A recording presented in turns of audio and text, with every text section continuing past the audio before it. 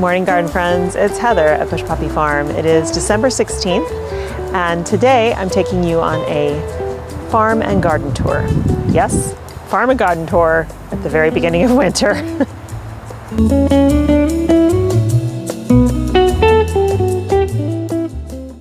So, I haven't been out at the farm in quite some time. It's been a number of weeks.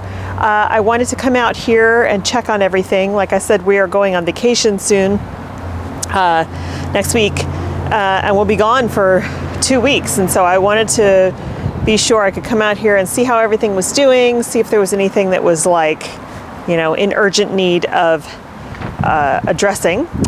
And also to check on the weather, because at my house, it's been going down to 27, 28 Fahrenheit at night, and getting up to close to 50 during the day. But we haven't had a lot of wind because we are, you know, where we're located.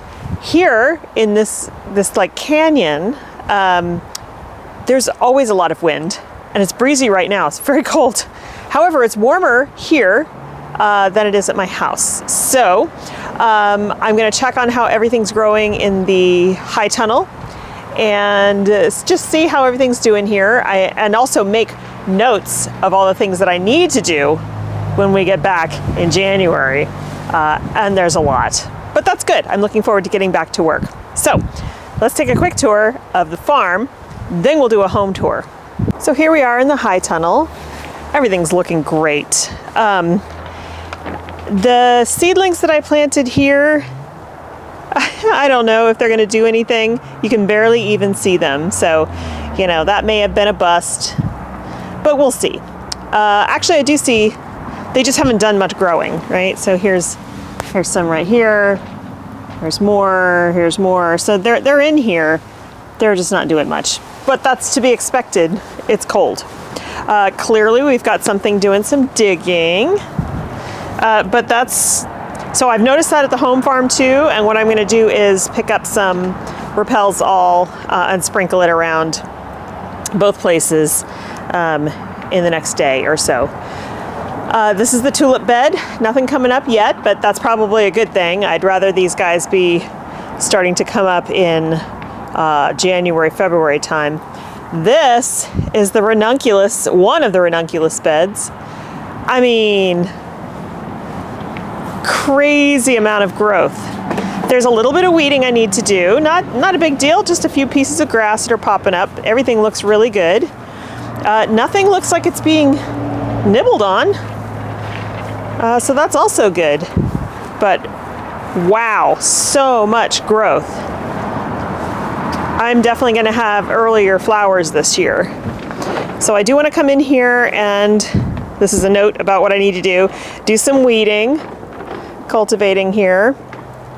But this just is amazing. I mean, some of these plants are just huge. So they're clearly liking their environment. They are out of the rain here. They get water instead through the irrigation. They're also kind of out of the high wind. So it stays warmer under this tunnel, especially during the daytime. Seedlings here are still there. Not doing much, but like I said, I didn't really expect that. I think they'll take off in the spring.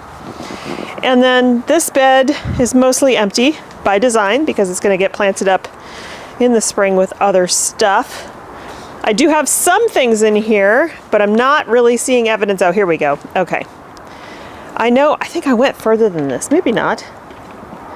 Anyway, these guys, this was like extra straw flower and Orlea and other stuff that I had, star flower.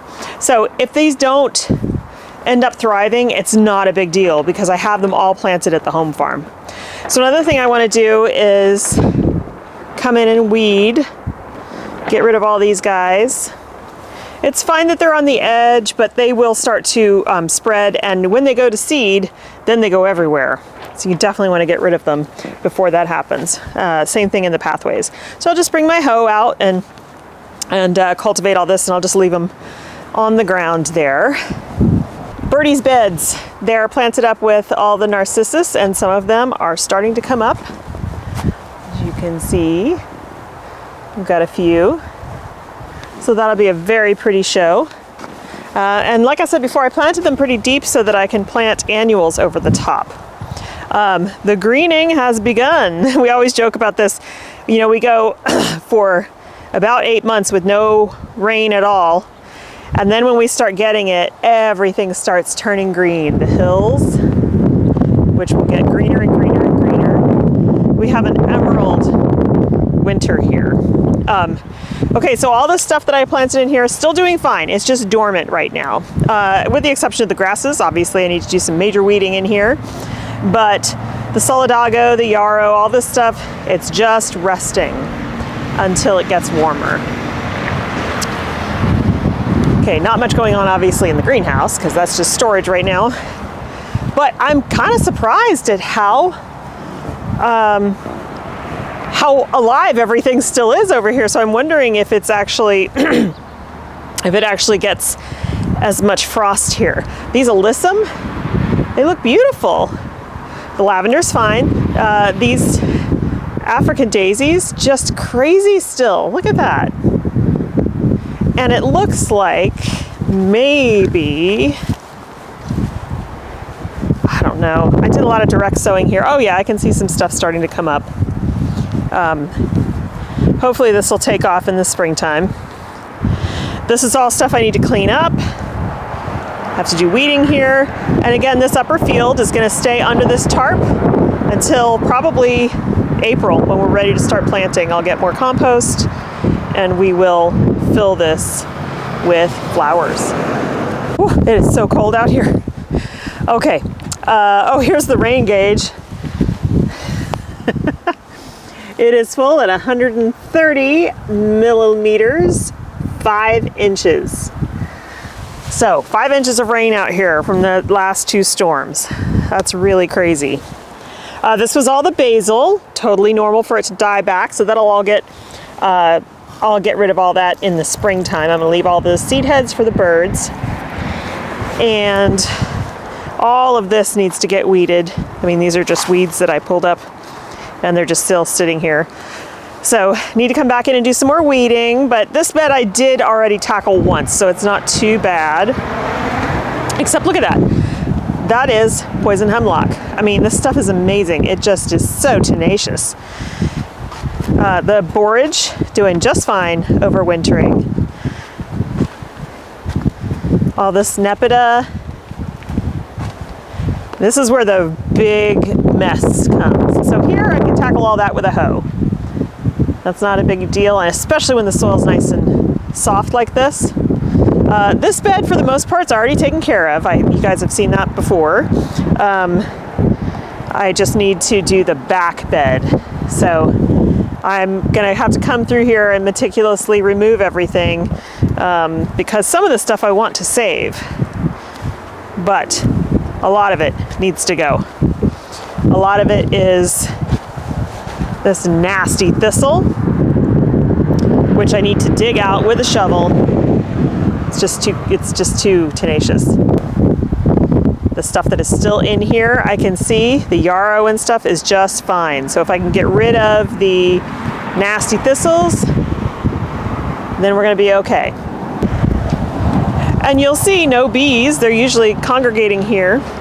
The bees are all now hibernating. Not really hibernating. They don't do like bears. I have to come inside. It's really cold out there. My hand is freezing. They don't hibernate like bears. They're awake in there, but they cluster together in the center of the hives to keep the hive warm and, more importantly, dry.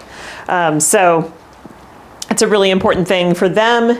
You never want to open a hive during the wintertime when it's cold and wet. That would kill them. So they're sealed up. They don't need extra protection here in Zone 9B, but lots of folks do live in areas where the hives need extra protection. They get wrapped with like frost cloth and blankets and things like that to keep them warm. I just need to come in here and clean up. I mean, there's all this crap on the tables, and I organized a bit earlier, but it doesn't look like it anymore. And I'm actually looking for 1 gallon pots, which I do have. I have some bigger pots too, so that's good because I need to come out here when we get back and pot up peonies for sale at Mother's Day. Note to self, I don't need to order any more narcissus. like ever. I can just focus on tulips because those are annuals for me. So yeah, that's, don't need to be doing that anymore. Before we leave the greenhouse and head to the home garden, I wanted to check something. Yeah, so this is my min-max thermometer. This thing is real simple. It's very basic. It's totally analog. You just turn the dials to the black dial, which is the actual current temperature. And then throughout the course of the day and night, the black line moves the red and the blue. So you get to see what the low has been and what the high has been. So in here in the greenhouse, because this is where this has been, it's currently 52 degrees. It got down to 31 in here last night and up to 88 yesterday in here. Very toasty. So actually what I'm going to do, since I'm not growing anything in here right now, I'm actually going to take this and put it in the high tunnel because I'm really curious what the temperature fluctuations are like in the high tunnel during the day and especially overnight. So this is in a slightly arbitrary location, but it is in the middle, and that's what I wanted. I didn't want it close to the either door, the big opening or the end door. I wanted to see what it's like here. Also, it's not super high off the ground, because I know the temperature will change depending on where. So the way this works is you have the black dial there, which is reading the current temperature, and then I need to move the red dial. Oh, this is hard to do with one hand. So they're supposed to move independently, but they just don't, and I have to use two hands. So both of them are now touching the black dial. So as the temperature changes, so as it gets warmer, the black dial will move to the right and move that red dial. And then as it gets colder tonight, the black dial will move to the left and move the blue dial, and they will just stay there until I come and reset them. Talking about how some of these seedlings that I planted late may not do much, and how I said it was okay, it really is, because I have been offered a chance to grow for one of the vendors, one of the wholesale vendors at the San Francisco Flower Mart, and I'm going to meet with them in January when we get back, but I have a very small space, and so my concern is that I would have enough for all of my endeavors plus selling wholesale.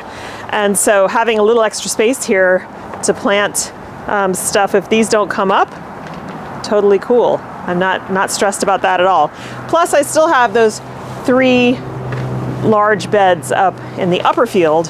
I have plans for those for the summer stuff, and then as those are coming into production, the spring things will be fading, and then the spring stuff will come out in here in the high tunnel, and I'll put summer stuff in here so that I'll have 2 successions of summer things. And so there should be plenty of flowers. At the home garden, which is going to be converted to all food this year, right now, as you know, there are flowers there. So when they are done around about May, I'll pull all of those out and I'll start planting my vegetables. And if I have extra space, then I'll put flowers there too. But I don't think I'm gonna have extra space. You guys have seen my seed hauls. I think I'm just gonna set up as much food as I can, and I can, take it to whatever we can't use. I can take it to donate it. So yeah, I'm looking forward to that a lot. It's really exciting to have space to grow and not be worried. In the past, all I had was those 4 rows at home, which I still produced a ton of stuff out of. But when you have to pull everything out from spring and then plant summer, you have a period where nothing's blooming. And so it's really tough. Now I can pretty much avoid that because I have multiple plots to use, and I can stagger my plantings so that I have continuous product. That's something that I've always wanted. All right, so I'm going to get home. First, I'm going to stop and pick up some Repels All from the nursery. Go get my eldest. It is the last day of finals, and he gets out early because he has fewer classes this year as a senior. And then we'll pick up the tour in the home garden. The photos that you saw earlier, the beginning of this video, was all at the home garden this morning when it was still below zero outside. I'm sorry, not below zero, below 32, below 0 Celsius. I think it was 28 degrees Fahrenheit. So everything was frozen. I wanted to show you what it looks like then and show you how quickly it bounces back once the sun hits it. So we'll do our tour in just a minute. Okay, friends, it is only marginally warmer. We're at home now. It is noon, the lunch hour, and it is 47 degrees Fahrenheit. What is that, 8 degrees Celsius or something like that? So it's still pretty chilly out here, but thank God it's not too breezy. So this is the home garden tour to complete the whole process, farm and garden. All right, so I'm gonna turn the camera around and we'll just walk you through. At some point I'll have somebody film for me so I can walk and talk and you guys can see what I'm talking about with me in the frame, but it's just me, so thanks for being patient. All right, here we go. So this bed that just looks like a whole bunch of dead leaves, which it is, those leaves are acting as mulch. In here we have wildflowers. You can see some California poppy right there. There's all wildflowers, and underneath those wildflowers are hundreds of narcissus. So it's going to be an interesting experiment to see how they work together. I've heard that this is something people do, plant bulbs deep and then put wildflowers on top. But what I'm thinking is that the wildflowers, the bulbs will then disturb the wildflowers, but we'll see. Over here on the left, we have agrostema that you can barely tell because the birds have really eaten it. See, this is bird damage. If you see this kind of thing, they just kind of shred the leaves. I do need to do a little bit of weeding in here. And then this whole bed is peonies, which are sleeping, and narcissus around them, which are starting to wake up. So it should be very pretty all spring. In our raised beds, our garlic bed is, hanging on. It's been really cold, so it's not doing too much, and I don't expect that. Some of them are coming up just fine, but these two varieties, they are coming up in places, but I don't know. I'm not even sure. There's this Georgian fire hardneck. I wonder if we'll even get any germination on those. We'll see. Tulips over here in half of this bed. Blueberries that are going to sleep for the winter. And then we have a dormant persimmon. I'm sorry, not persimmon. Dormant pomegranate here. Back there is a dormant grape. And here are the blackberries. These are thornless. They will be trained better come early spring. Asparagus bed today, after we finish this video, I'm going to cut the tops off. And then in these two pots, the terracotta plastic pots, these are also blueberries. And then this one right here, this coming from outside the fence, this is a fioja, or also known as a pineapple guava.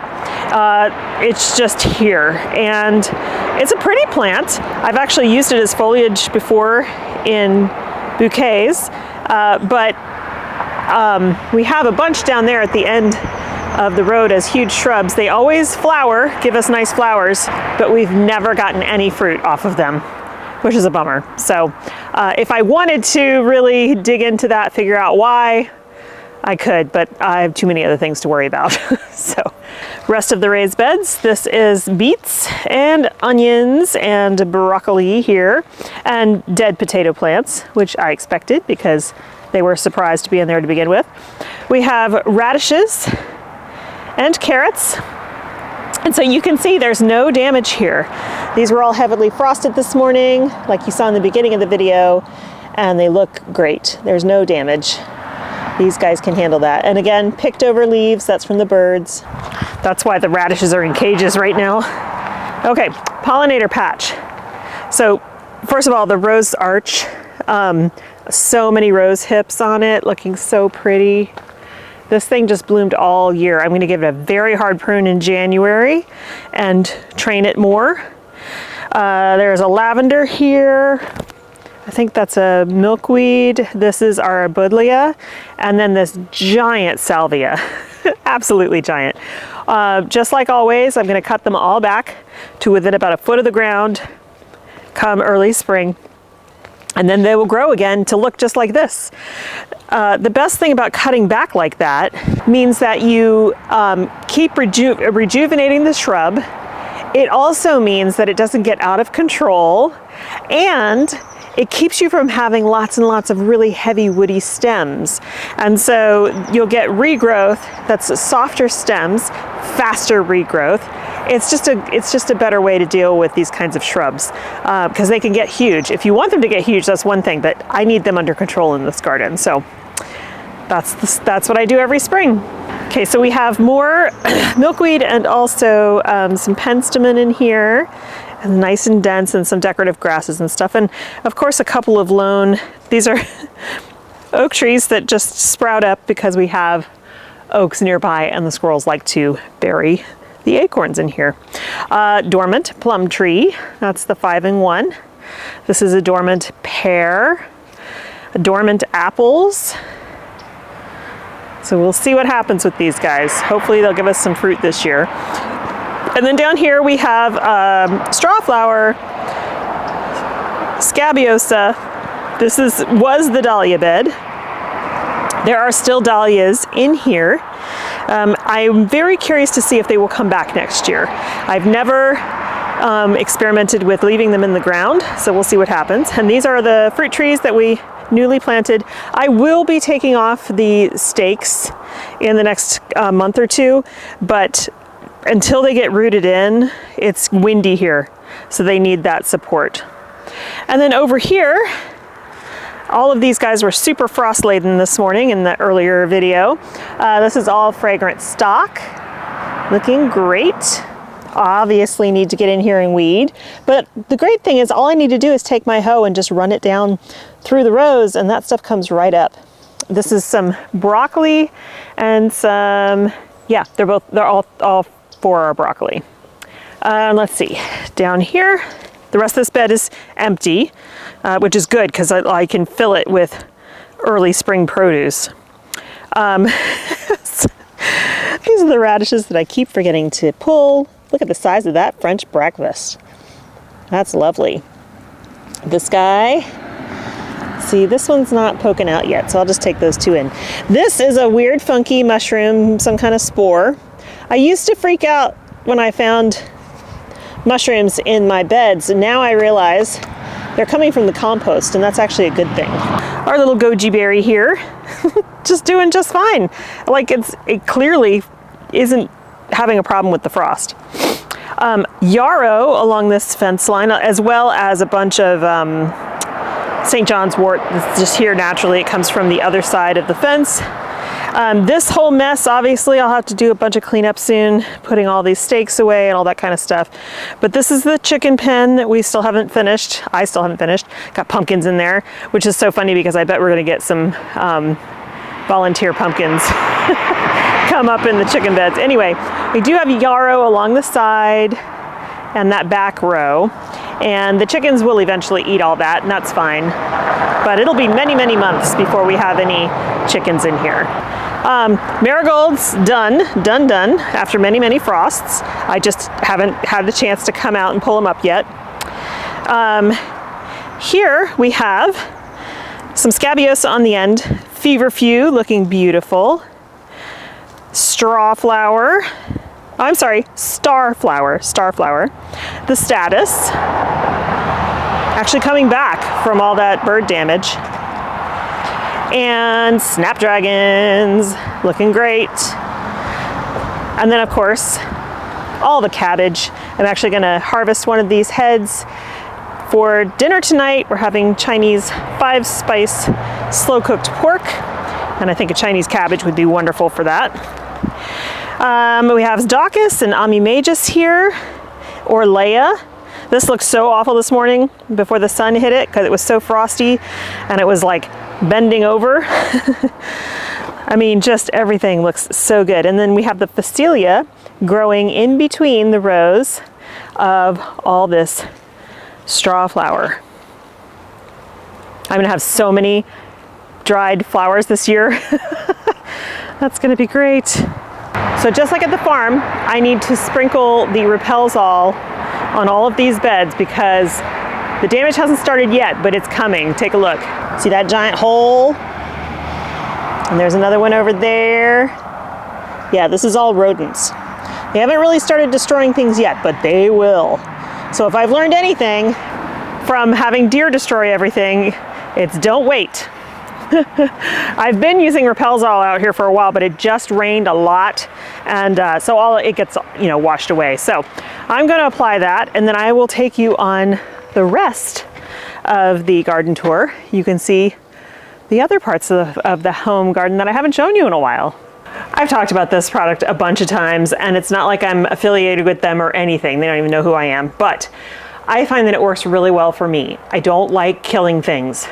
I don't kill things. We're a catch and release household when we find big spiders and stuff in there. Otherwise, we just leave them be. I don't want to kill anything. It's my job as a gardener to exclude things, and I don't feel right about causing harm. So I use this product. It's called Repels All. It smells like garlic. That's all it smells like. It looks like sand. It's putrescent whole egg solids, cloves, garlic oil, clay, diatomaceous earth, fish meal, magnesium sulfate, vinegar, water, wintergreen oil. So safe and actually super, super effective. All right, let's go see the rest of the garden. This glorious Japanese maple has lost its leaves finally, and they're all under here, joining the ones from that one. I do some pruning of my maples, my Japanese maples, in the early spring before they start to leaf out. So I'll come through here and I'll clean out all these dead leaves, and then I will take out any branches that are dead or diseased or deformed or crossing. And we leave the leaves on the ground as mulch. The front walk is all kind of dormant right now. However, the hellebores are starting to wake up. You can see them hiding under there. We have multiple hellebores through here, which is really nice. We leave all the leaves. This way we don't have to buy mulch, and we'll scoot it back when the spring comes so that all the stuff that grows along the edge here can get some light and oxygen. And I haven't done any spring cleaning because I want these, like this is a stilbe, I want these seed heads for the birds. We do have one azalea blooming here already.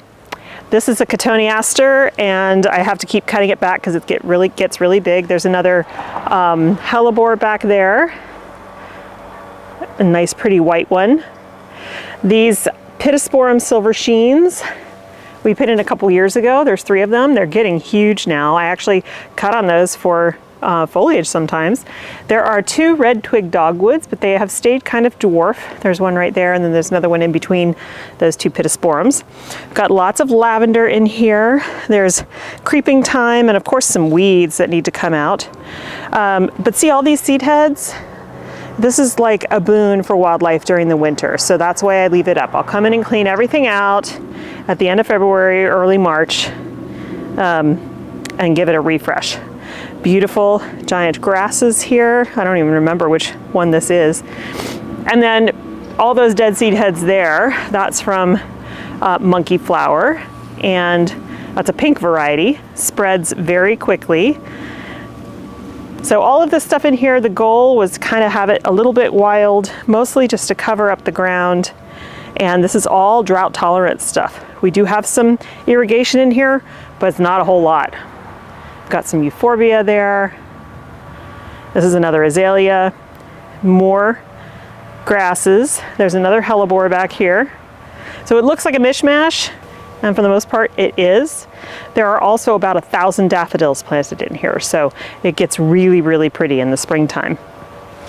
And then along this walk, this is all azaleas. You can see they're turning yellow. That means I need to treat them for increasing the acidity in the soil. Its soil is super alkaline, and these are acid-loving plants, so it's time for a treatment. These are camellia bushes. Lots and lots of buds waiting to bloom. They're all different colors. I have pink camellia, white camellia, and then I think there's two of them, this really pretty pink and white. And then the azaleas are all different colors, and they come on at different times. White, red, pink, hot pink, fuchsia, dark purple. And so we have color in this bed till about June. So now let's head into the back garden, and you can see what's going on. Things are pretty quiet back there as well, but it still has some winter interest. First, here's the containers that I did for the holidays up front. These guys will stay here till probably March, maybe late February. I don't know. It depends on how antsy I am for spring. All right. Oh, this is Lamium here, Silver Frost, and I think White Nancy, and it'll keep spreading. These are all geraniums, a type of geranium that it flows down the hillside, so it's really pretty. That's another azalea. And then we have another Japanese maple here, as well as this star jasmine that's climbing up the fence and across the trellis. Okay, this is our redwood hillside. We've got all kinds of low ground covers in here, lobelia, lamium. There's remnants of snapdragons that are sticking up. Those will get cleaned up later. Up here, it's mostly the redwoods are the stars of this show. And so it's really hard to plant under redwoods. You gotta be really careful. The stuff that's growing under there now was not planted by us. That is just naturally occurring there. However, this jasmine is spreading along the fence, but I'm not complaining. So along this front, we have hundreds of bulbs buried, lots of different things that thrive in the shade. This is another Laura Petalum, and we have another Japanese maple here. This is a variegated leafed one, so it's really pretty. You can see how the birds completely decimated that sunflower seed cake, and I have more stuff I need to bring out for them. They definitely have been happy to have that. I've got some of the bulbs I planted are starting to pop up through the soil. So this is just a ground cover thing back here, and there'll be some flowers, but it's all shade most of the time, dappled shade. So it's not a ton of things that we can plant also on this hillside, and the soil is very thin. Okay, another Japanese maple that, you know, whoever put these in, they put them in some weird places. So this retaining wall is leaning precariously. Now we've had an engineer come out and look at it. Here, I'll show you. It's all made out of wood. Do you see how much it's leaning? They told us, actually we had two people look at it. They both said, it's there for a while, you don't have to worry, but we are worried because at some point, if this collapses, this is a hillside and this is our house. You're talking less than 5 feet, between me, the house, and the retaining wall. So we're gonna have to address this sooner rather than later. And by doing that, this whole area will have to get demolished. There is a gas line under here, goes all the way out to the pool. That Japanese maple will have to go. All of these plantings will have to go because in order to rebuild the retaining wall, it's gonna be a major project. That Japanese maple will have to go. So yeah, it's going to be a challenge. I'm glad I don't have to do it personally. We can pay somebody to do that. We have oaks,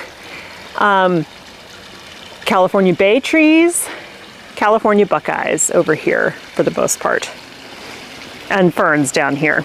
And then this is another stupid planting. It's a beautiful Japanese maple, but way too huge for the space.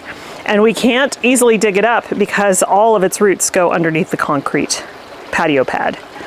So that is a major problem. This year, we're just gonna sacrifice it, saw it out. It's gotten so huge since we lived here, it blocks our view from inside the house. And so it's kind of like, what's the point of having big picture windows if you can't see out of them? These horrible Nandina, that's heavenly bamboo, I want to take those out too. So basically we're going to remove everything that's in this bed and it's going to get completely reworked. So I'm actually excited about that idea. This is a south facing bed, so it gets sun pretty much all year long, and in the heat of the summer it's baking right here. It's like 109 plus in this area because there's no shade. So I have to be very judicious about what I choose to put in there. Yes, these are all over the ground because we had intense rain and we're trying to dry them out, although we're not getting as much sun because, you know, it's winter time. So the barrels that I have tulips in is this one here and this one back here, and they haven't started coming up yet. As soon as they do, then I'll take the covers off, but this keeps all of the squirrels out, which is awesome. All of the ferns will die back, and I'll just trim them all back to the ground. And it'll be barren here for a little while, but then they all come back and they get lush and green again, and they cover up part of the pool pump here. So unfortunately during the winter time we end up seeing that because most of these die back, but they always come back and act as a really great hedge. This is more space along this retaining wall area here that we could turn into something that we could use as an addition to the patio, or more growing space or an additional garden bed. But again, that's a lot of money, and we're just not certain. You know, it's on a slope.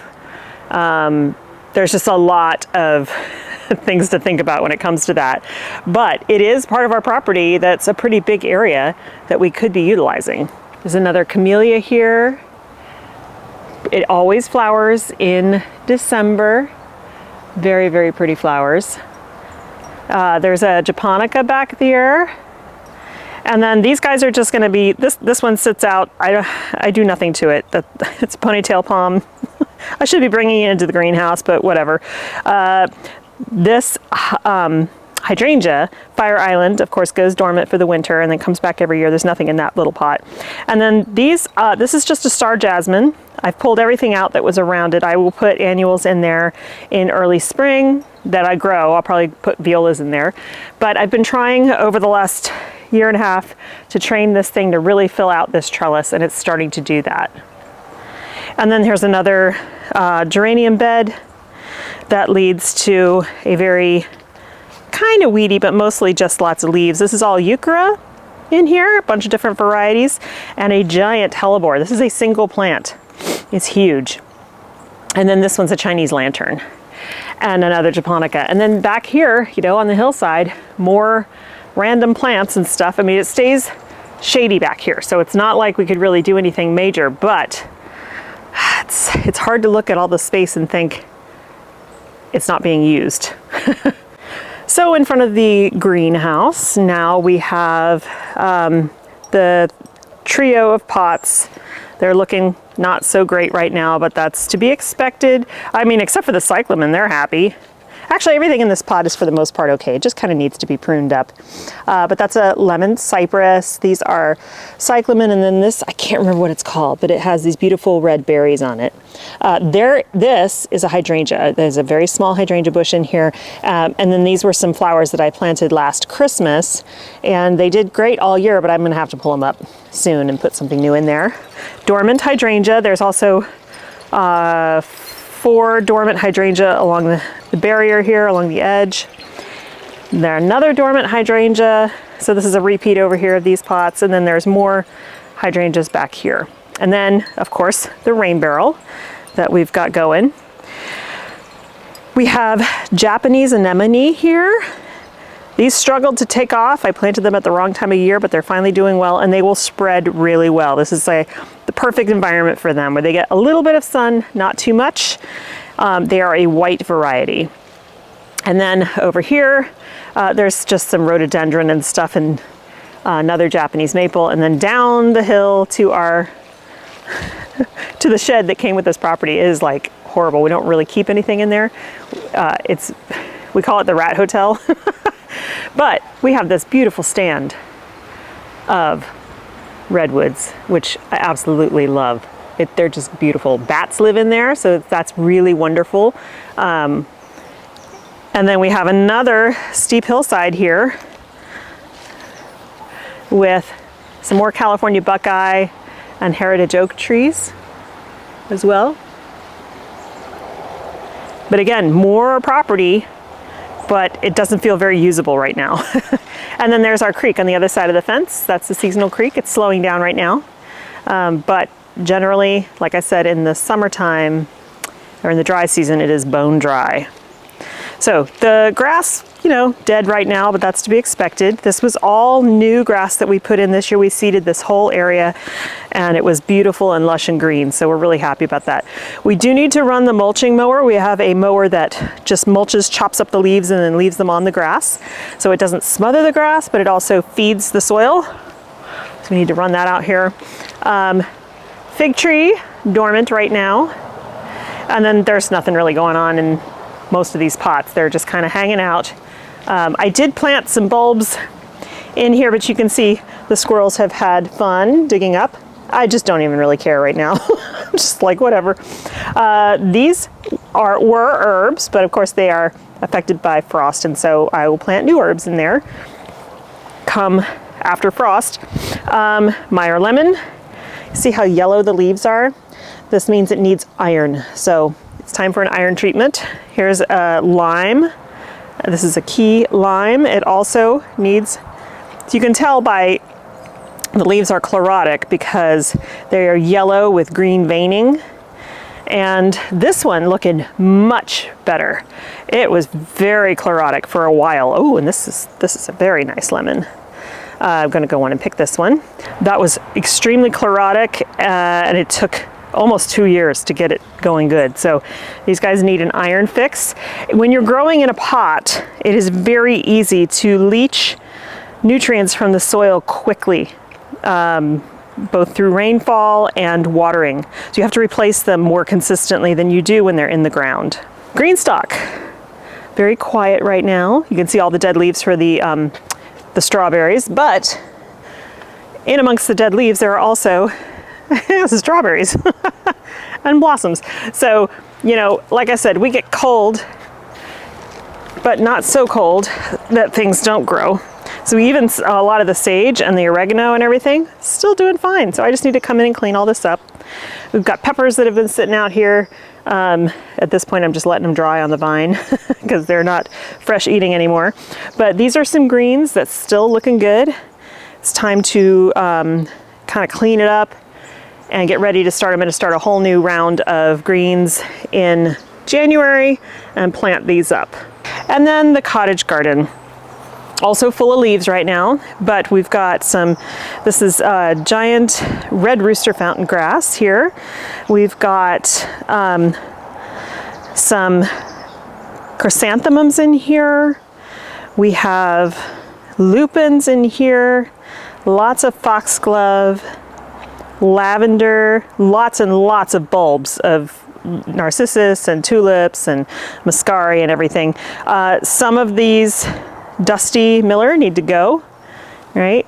But some of them are doing fantastic, which you'll see further down the end. So we have different Agastache in here. We've got some ground cover up front. More feverfew that just kind of overwintered. Hyssops. This is Gara. We've got some sweet alyssum down there. And little baby, that's really funny. I didn't plant that guy. I think he's self-sowed. But you can see the more we get sun over here, how good the Dusty Miller looks. And these were all started from seed 2 years ago, so they are very happy. We've still got salvias in here, just all kinds of stuff. Some decorative grasses, more Gara. And we just let these things go. We'll keep filling in where we can. We have California poppies, different colors, Artemisia. Still the salvia surviving, even though we've had so many frosts. And then back here we have hollyhocks and more lupins and alliums and liatris and yarrow and buddleia and salvias, so lots of them. Doesn't look that great right now, but I consider it's all just dormant. You should see it in the spring. Can't wait to show you guys. This bed over here, more Dusty Miller, lamb's ears, helichrysum, lantana, some salvias, and a lot of spring bulbs. There's a lot of snowdrops in here and muscari, and then these roses, cracking me up, still producing. I mean, Doesn't matter how cold it got, they still kept pumping. So this is Joseph's Coat rose. It's a climbing rose. There's some blooming down here. I mean, they don't look great because it's been cold, but I mean, that's so funny to me. It doesn't matter what time of year, these guys just don't go dormant. They're very pretty roses. And then finally, we have the 2 pots that flank this glass sliding door, full of hyssop and rudbeckia. The hyssop will probably come out. The rudbeckia will stay. Both of these rudbeckia will stay. They keep producing for me. I'm going to keep trimming them back, but this will all get a massive haircut in the spring, just like everything else. But in the meantime, it's giving the birds and the other wildlife something that they need, either for food or nest making, etc. So yeah. So I hope you noticed that my garden is a mess. There's stuff everywhere. There's pots lying around. There's like, you know, there's stuff everywhere. Because that's real life. You know, it's just me and the kids and my husband, and we do what we can. It's mostly me doing most of the work. So, you know, in the wintertime, it's not like we're hanging out here like it's summer. So I kind of let things just be. And then when we get closer to mid-spring, everything will get a nice cleanup, good haircuts, start to look really tidy and ready to go into spring and summer. And that's a lot of hard work, but it's also fun work. So I look forward to that. I will try to do a January tour because I think in January we'll have a lot more hellebores. Some of our bulbs will be up. Most of our snowdrops start coming up in January, as well as some of the muscari. And so, yeah, even if it's still dead of winter, I'll give you guys a tour. Thanks so much for hanging out with me today. I appreciate you coming along on this crazy farm and garden tour where there's kind of not that much to see, but this is what I'm working with and things that I'm dreaming about.